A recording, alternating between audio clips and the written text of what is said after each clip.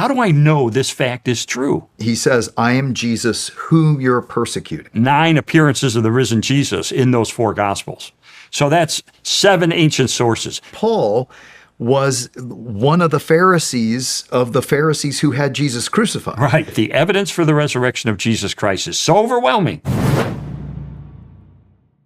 What I found fascinating in studying this as a skeptic is that when you study ancient history and you're looking at some fact about the life of Alexander the Great, for instance, and you dig down, how do I know this fact is true?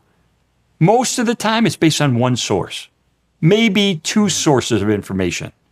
But for the conviction of the disciples that they encountered the resurrected Jesus, we have no fewer than 9 ancient sources inside and outside the New Testament, confirming and corroborating the conviction of the disciples that they encountered the risen Jesus. I can tick them off real quick so you know what they are. The first is that creed I mentioned earlier. A creed whose historical credentials are so strong that one of the few Jewish New Testament scholars, Pinchas Lapid, said it may be taken as a statement of eyewitnesses. Second, we have Paul's testimony, because Paul said, I encountered the risen Christ, and then he got to know the disciples. Which was just what people around the world are encountering today on the Damascus. And Paul was one of the Pharisees who had Jesus crucified. Right. So he was the enemy. Yeah, exactly. It's like the Taliban now, no coming over to our side kind of thing. Yeah, that's right. And it says on the Damascus Road, he's going to arrest and kill Christians. He was there when Stephen was martyred, given 2 thumbs up, because Stephen believed in Jesus as the Messiah. And he's like, that's wrong. We're getting rid of these people. When on the Damascus Road, this brilliant God of light appears to him. Sound familiar? Mm-hmm. All over the world today. This is near-death experiences. Yeah. Who are you, Lord? He asked. And he says, I am Jesus whom you're persecuting. And Jesus didn't tell him the gospel. He didn't tell him what to do. He said, you'll be told. And then later sends Ananias to explain to him. And Paul still had a choice, because he had a lot to lose. Yeah. Is he going to leave behind his power and his prestige and then suffer? Because he did. Yeah. But I mean, that's huge, absolutely huge. And no incentive to do that. But what's also interesting is after he became the Apostle Paul, he became friends with many of the disciples, the other eyewitnesses. So he knew Peter, James, and John. Right. And he says in 1 Corinthians, in his letter he wrote, he said, whether it is I or they, this is what we preach. So he's saying, look, I encountered the risen Christ. So have they. So he's confirming that the disciples were eyewitnesses. He's another point of confirmation. The third area of evidence, corroboration, is the book of Acts. Even skeptical scholars will accept that the book of Acts is the account of the spread of the early church. And what is the thing that drove it? It was a proclamation of the resurrection. So here we have Peter in Acts chapter 2, who gets up before a crowd, and he says, men of Israel, listen to these words. This Jesus, a man attested to you by miracles and wonders and signs, which he did in your midst. You know that he did. He's appealing to their common knowledge. And then he says, this Jesus God raised from the dead, to which we're all witnesses. And how did they react? History tells us that 3,000 people said, Peter, we know you're telling us the truth. What do we do? They repented, and the church was born. So that's the first 3 sources. Then we have the next 4 sources, Matthew, Mark, Luke, and John, which are historical biographies based on eyewitness accounts. There's 9 appearances of the risen Jesus in those 4 Gospels. So that's 7 ancient sources. But then... Plus you got Luke, who interviewed Mary. Oh, yeah, there's other sources, others, yeah. right. But we have sources from people who sat under the teachings of the eyewitnesses. So, for instance, if you still were teaching at your church in Austin, Shawn, if you were to come to his church for 3 years, you'd have a pretty good idea what he believes, right? Yeah.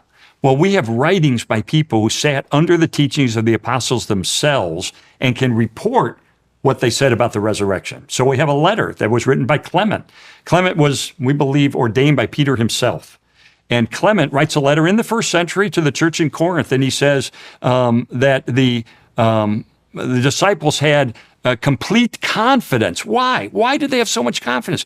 Because of the resurrection of Jesus Christ, because they were eyewitnesses to the risen Lord.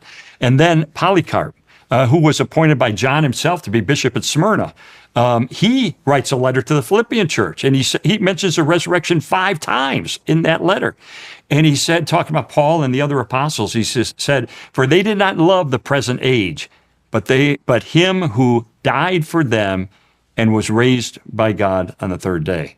So he's confirming the teachings of these eyewitnesses that they encountered the risen Christ. That's 9 very early eyewitness-based accounts of the corroboration of the eyewitnesses, the disciples who encountered personally the risen Jesus. That is an avalanche of historical data. Can you tell he's a lawyer? Yeah, I'm not a lawyer. I just have a law degree. Well, no, but here's the significance is what Lee's saying, and he was the legal editor for the Chicago Tribune, so not a slouch. But also Simon Greenleaf, who was a lawyer who wrote the Treatise of Legal Evidence, right? He's the guy who made Harvard Law School what it is today, the second best law school, because I went to Yale. So, well, there you have it. I went to the University of Texas. Good basketball team. Okay. So Simon Greenleaf was always making fun of Christians and Christianity in his legal classes until some of his students came up and challenged him to take his treatise, his works on legal evidence, how to evaluate legal evidence, and put it against all the documents and evidence that Lee just said.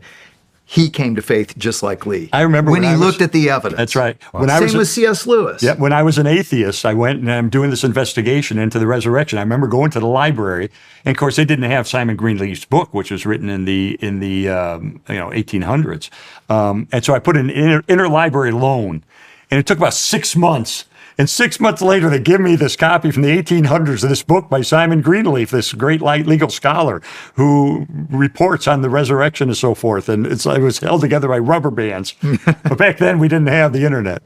But, that's another great example is Sir Lionel Luckhoo, who was the greatest defense attorney in the world, according to the Guinness Book of World Records. And more convictions of murder trials. 245 convictions in a row that he won acquittals 245 times in a row, either before the jury or on appeal. Knighted twice by Queen Elizabeth, became a member of the Supreme Court of his country, and he was a doubter about the resurrection. Same thing. He was challenged to investigate it. He did, and I'll recite to you one sentence he wrote that summarized his conclusion. He said, "I say unequivocally that the evidence for the resurrection of Jesus Christ is so overwhelming that it compels acceptance by proof, which leaves absolutely no room for doubt." This from the greatest defense attorney who ever lived. Wow. And here's the funny thing. I told that story at Saddleback Church in Southern California, where Leslie and I had moved in the year 2000 to be a pastor there. And a woman came up to me afterwards and she said, "Hey, I'm your new neighbor. You're moving into my neighborhood. We haven't met yet." I said, "Oh, great to meet you." Said, "Yeah." Said, "I'm Sir Lionel Luckhoo's sister." No way. What's his sister? And she not only confirmed the story, she showed me his private documents that he had done his research on. Oh, how cool. Yeah. But here's the point, and this is what got me into this. This is why I left my career in engineering. I was like, there's so much evidence. Why has no one told me this? Yeah. No matter where you're watching Shawn Ryan Show from, if you get anything out of this, please like, comment, subscribe, and most importantly, share this everywhere you possibly can. And if you're feeling extra generous, please leave us a review on Apple and Spotify podcasts.